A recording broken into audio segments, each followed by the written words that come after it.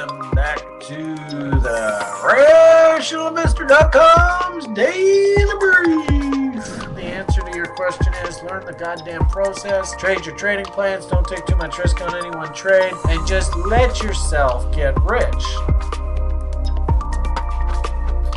Hello, everyone. Welcome back to the RationalInvestor.com's Daily Brief. Well, party, party, party in my pants, party, party, party, party. We are back. Actually, look how small I am. Maybe you can make me a little bit bigger. Jeez, I look really, really small on the screen. I noticed that that's kind of a theme they're doing lately is the people are a little bit bigger on the screens. I don't know, Chris, if you feel like. Hey, there we go. Look at the incredible growing Brian. Look at Brian go. Come on, there. Listen. I want big, big, big, big. Anyway, how can you tell the Beamish is back in the saddle? That's right. Oh, man, guy did what a nice clean break to start our session, spring summer session 2024. So I chopped off the muff, as you say. Anyway, Chris said, gee whiz, I might even date you. You're so handsome now. I don't know. Maybe yes, maybe no. Anyway, welcome back to the Frivolity. I think what I'm going to do, one thing I would really like to do here is from now on, we're going to do a hard stop at 15 minutes on these public broadcasts. And the long and short of it here is we'll just carry on the conversation in the after party. So I have specifically asked Chris to basically give me a hard stop at 15 minutes. I could be in the middle of a sentence. Boom, we're done. Move on to the after party. If you want to join us, you like the conversation, get your butt on over to the site. So welcome back to the Frivolity. Of course, dashboard's a little bit concerned here. And actually, it's interesting. You know, we've had lots of anecdotal sort of talk from the 1% that they are liquidating their stock positions and holdings egregiously. I think Billy Gates said that he sold basically everything except for his Berkshire and Microsoft stock, probably also one or two other things. I think we also got news that guys like Bezos and stuff were selling out. Gee whiz, that guy. I saw a video of online of Bezos back in like early 2000s. He was driving a Honda, and the guy interviewing him was like, yeah, you're so rich. Why are you still driving a Honda? And he's like, because it's a good car. But you look at him now, Jesus, he looks like he's gotten like alien DNA injected into him, eh? But anyway, here nor there, point of the matter is, from what I understand, a lot of insider selling of stock in the stock market. I do find it fascinating. We look at our breadth indicators. I mean, the whole damn market is not happy. Major, major disconnect. Ironically enough, the only thing that's actually sitting bull, and it's not even really that bullish, is our crypto universe. Slightly bullish here, but on balance, geez, getting just a ton of bear signals here. And a lot of signals below 50s, you know, like here, for example, the S&P, the fastest sitting at 44 or 45 right now. So it's a little dangerous of a market. Obviously, you crypto kids, you're super excited about ye old Bitcoin. Actually, interestingly enough, and I don't know, probably more a conversation for the after party, but was tweeting out images when I saw this morning. I nearly fell off my seat. You think Bitcoin's actually approaching new highs? Where the hell's the damn tweets? Anyway, I thought I put it out here. We are, yeah. And like I said, probably more of a conversation for after party, but just we'll quickly bunch on it. And FYI, we're doing a Coinigy show tonight. So Joe and I will have a long conversation about all this kind of stuff as well, including your favorite altcoins, blah, blah, blah.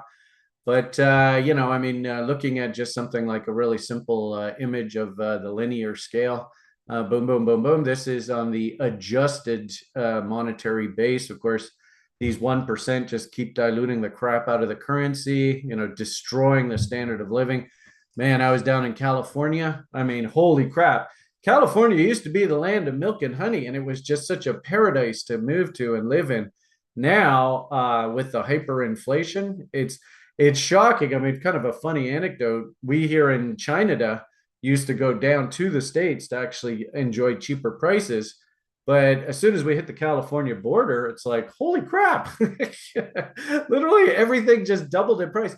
In fact, Chris and I were trying to have we went shopping in Crescent City, just right across the border of Oregon and California, just for dinner. Just wanted to get some stuff to have dinner, throw some stuff in the Airbnb's fridge.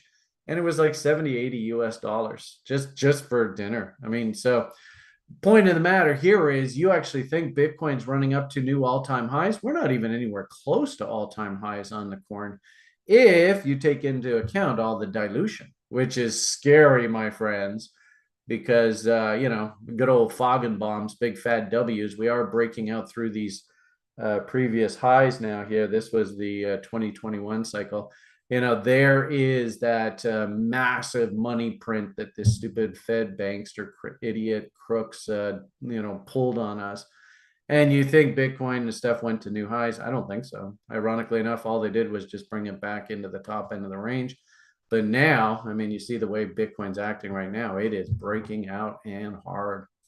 So, they always say, careful what you wish for. You might just get it good and hard. I think you're going to see higher prices, but at the same time, too, I've warned all you guys about this, and it looks like it's going to happen, is that we're going to have like $500 loaf of bread, which, of course, is going to absolutely destroy the peasants of this world. And, of course, the banksters are sitting there just chuckling to themselves. What another con job they pulled on everybody. Way to go, banksters. Anyway, where's Dav? Got to give credit to Dav. He called the banksters out many years ago. And I'm sure he's probably still doing that somewhere in the world. As for sort of the current economic situation kind of idea, you can see on balance, kind of a heavy market here today. And of course, the one market that I'm actually uber bullish of, and I have been, remember Toyota Motor Company, I was going on crazily about that damn stock. Japan just rocking it, but down about 0.25% today. And it looks like on balance, the US market, same sort of thing. And then also, too, if we start thinking about, Billy Gates and all the insiders getting ready to shit on us here, they're selling everything. So maybe it's a good idea if you are long the stock market to start lightening up a little bit. I don't know. It's tough to say. News du jour. It's interesting to see. Not really for prime time yet. Did notice when I was looking at China earlier this morning, it's kind of like, is this thing really breaking out, or is it just a head fake? We had, looked at these ETFs, and I got to admit, a week or two ago, Mr.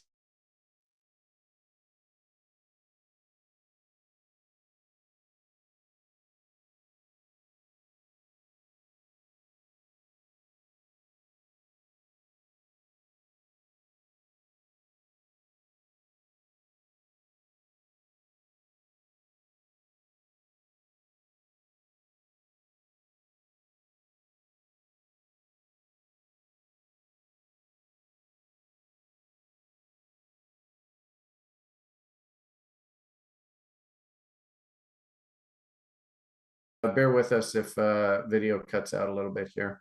Interesting to see things like the Willie is starting to flash signs here. I don't really have a bear just yet, so I still think this is probably going to take a little bit to top out here. Interesting to see China, of course, when I left and come back, and the rhetoric about our dear leader, Trudeau. What a doofus. That guy just can't get out of his own way. But if I understand correctly, now he's passed legislation that if you call him a doofus online, you literally can be thrown in jail. So it's fascinating to see how the doofus is trying, I think, to instill a dictatorship here in China. Yeah, we'll see how that plays out over the time. Also, too, I thought it was interesting, too. I did hear a lot of people getting super bullish about this Bolanero, whatever the hell his name is, down there in El Salvador. I mean, this would be a really good conversation for the after party. To be perfectly honest with you, I wasn't overly impressed with what I saw down there. And if I understand correctly, and actually one of our cohorts on the trip, our Greek hotel magnate, I won't name names. Anyway, he was suggesting that this dictator guy down there in El Salvador is actually starting to use the Israeli spy software on the El Salvadorian media. Now, it's one thing to go after the crooks, the bad guys, the gangbangers, the murderers, the rapists, the thieves. Okay, fine. But when you start pointing this stuff at media because the dictator du jour doesn't like the message that the media is trying to get out to the public about how maybe this guy's slightly crooked, for what I understand. Anyway, we'll leave the conversation for another day, but there are subtle warning signs that maybe this guy isn't nearly as peachy as we all think he is. But and then, of course, like I said, if anything, what I want to do over the coming sessions, maybe a week or two, is put the group together in maybe an after party, something like that, and let's just have a group discussion about what everybody saw down there in El Salvador and some of the experiences. Because I tell you, man, there were some very interesting experiences we had, including still paying out my bum. But we won't get into that in public broadcast. Let's see. What do I say? I want to keep this public broadcast to 15 minutes. We talked a little bit about China there, so maybe you get an idea of what the broader market is. We can take a quick boo at things like the S&P 500. And as I had sort of said earlier, I like to use, of course, the ETF. You can see Willie's nice and stupid here. Geez. You can see I got a couple notes on the screen, but here, let's just get rid of all this crap here for the time being. Boom. All right. So Willie is stupid. Got no reason to be buying the market here. If anything, a little bit dangerous. You see, when it gets stupid, there needs to be a bit of a correction. Stupid. How long? Stupid last year, and then oh boy, big correction. We don't quite have confirmed bear divs yet here. You can see though the buying interest is trailing off. And RSI is slowly working its way up into the top end of the range. We're up near sort of the top of the Bollinger Bands. Of course, Mr. Fjord might be a little bit concerned about that. Yes, we did break to new highs. It still looks like she's pointing up. And I think over the longer term, you can kind of see this is just a massive bull ABCD. So probably pullbacks into support, into moving averages, into horizontal support and resistance, all that kind of fun stuff. We're still buying opportunities, but the problem is I can't be a buyer when the chart looks like that. That's just way too high. That's a weekly chart too. And if we drill down to like a daily chart, you can see stupidly overbought for quite some time. You can see the bear divs actually confirming here on the dailies. And interesting, you can see Mr. Fjord's RSI study is compressing here, suggesting that, hey, we're getting ready. Something's about to pop here. And I wouldn't be surprised, considering Willie is so stupidly overbought, that the pop is to the downside to sort of relieve this overbought condition. So be careful, folks, as always. And of course, the old adage, don't chase, don't chase, don't chase. And of course, bringing us up to good old Bitcoin. The orgy is orgy-tastic. I get the impression, look at this, we just keep surging to new highs. I will absolutely say, do not, call tops here. Just don't do it. You're gonna get your head handed to you. If anything, as a good technician, you just got to wait for this thing to peter out and then start to show signs of divergence and all that kind of fun stuff. So, the message that I've been giving to everybody here is, reload zones, they're blasting it through here. So I wouldn't get into the business of calling tops. We did have an interesting, this was my previous sort of bullish technical objective, 4669, 786s. I suppose we could make the argument now, where's an 88.6, but I have a funny feeling they want to take this thing to new highs. So again, like I said there a second ago, I don't think it's in anybody's best interest to call tops here. You just got to let this thing top out. Also, too, if we're fans of Foggenbaum, this was an interesting little consolidation right around the 2.618 here. So we broke out obviously through the top there. So 2.618 would be the natural sort of Foggenbaum chaos theory idea, which of course is up there around 68. And that basically is a test of the previous highs. I can't see how we can't take out that high. Obviously, they've got a head of steam behind this thing. Can't come in on the buy side now. The question just ultimately is, where the hell do they want to top this thing out?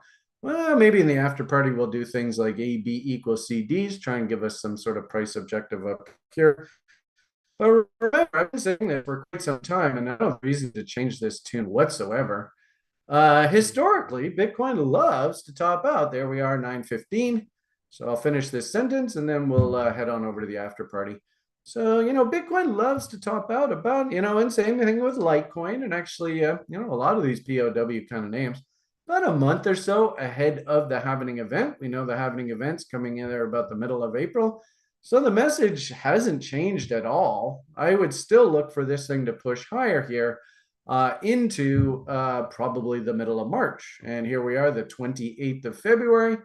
This is probably still going to go on for a couple more bars here, right? This is a weekly price chart. So number one, don't call tops. This thing's going to top wherever the hell it tops. Number two, still got another 2 weeks until that sort of 1 month prior to halvening event. And then number three, what I'm hearing is a lot of people are saying things like, I think it's time to start hedging Bitcoin and all that on social media. And actually, I saw people posting on the site about this. People in social media are like, this is where the top. As long as we hear people saying that this is the top and calling tops and stuff like that, that ain't the top.